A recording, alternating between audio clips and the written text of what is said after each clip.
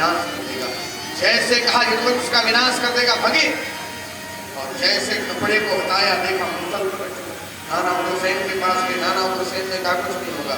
अच्छा, द्वारिका के राजा के रूप में प्रतिष्ठा उग्रसेन जी को नहीं थी, उग्रसेन महाराज को थी, क्योंकि मथुरा से भगवान कृष्ण ने उनको भी यही बुला दिया था।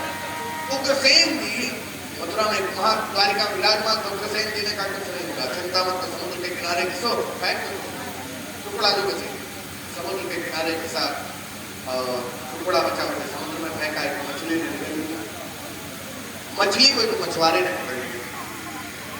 जब मछली को काटा तो उसमें से लोहे का टुकड़ा मिला, तो लोहे के टुकड़े को किसको दे? उसका एक मित्र वधिक था, उसको दे दिया। सुंदर लोहा था, वधिक ने घिस करके अपने बाण को मुख लगा दिया। लेकिन जैसे भगवान श्री कृष्ण को श्राप लगा, ये बातें दुर्वासा जी को पता चली। दुर्वासा जी ब्रह्म विद्या के दाता थे भगवान कृष्ण, जिन्होंने ब्रह्म विद्या का दान भगवान कृष्ण को दिया था। दुर्वासा जी ने सुना कि मेरे शिष्य को श्राप लगा है, तो दुर्वासा जी भागे भागे आए, और जैसे भागे भागे आए दुर्वासा जी ने कहा एक काम करो, कृष्ण खीर बनाओ। बात करके किया भगवान कृष्ण ने, लेकिन उसी समय कहा खीर बनाओ। भगवान कृष्ण ने सोचा गुरु ने आज्ञा की खीर बनाने की, गए तो खीर बनाया। अब बढ़िया सुंदर खीर तैयार हुई, और खीर बना करके जैसे गरम गरम खीर दुर्वासा जी के सामने लेकर आए। दुर्वासा जी ने बिना विचार के कहा, सीधे कहा एक काम करो, खीर को उठाओ कृष्ण और पूरे देह में लगाओ। तो भगवान कृष्ण ने भी विचार नहीं किए, और गरम गरम खीर गुरु की आज्ञा थी, पूरे देह में लगाना शुरू किया। और देह में लगाते लगाते लगाते लगाते भगवान कृष्ण से भी विचार हो गया। बात में कहता है, मातु पिता गुरु प्रभु के वाणी, बिनहि विचार करने विचार आ गया कि गुरु की प्रसादी है, इसे चरण के तालू में कैसे लगाऊं। और जैसे ये विचार आया, उस खीर को तालू में नहीं लगाया, पूरे देह में लगा दिया, गरम गरम खीर। उसी पल गुरु जी ने कहा, कृष्ण अब तुम्हारे भी प्राणों की रक्षा में नहीं कर सकते।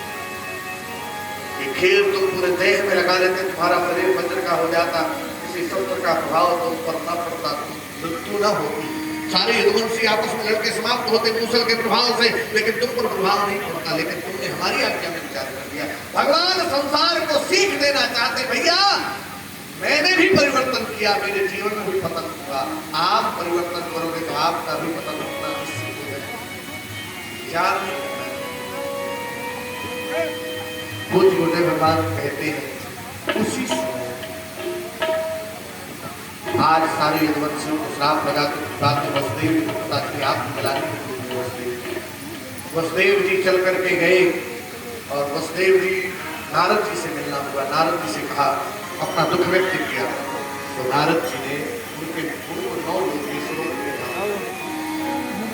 ऐसे जनक जी को भी एक बार दुख हुआ था, उसमें 9 योगेश्वर आए। 9 योगेश्वरों ने माया, जीव तो माया से नहीं कैसे, माया से कैसे छूटे, इसकी व्याख्या 9 योगेश्वर। ये 9 योगेश्वर कौन है?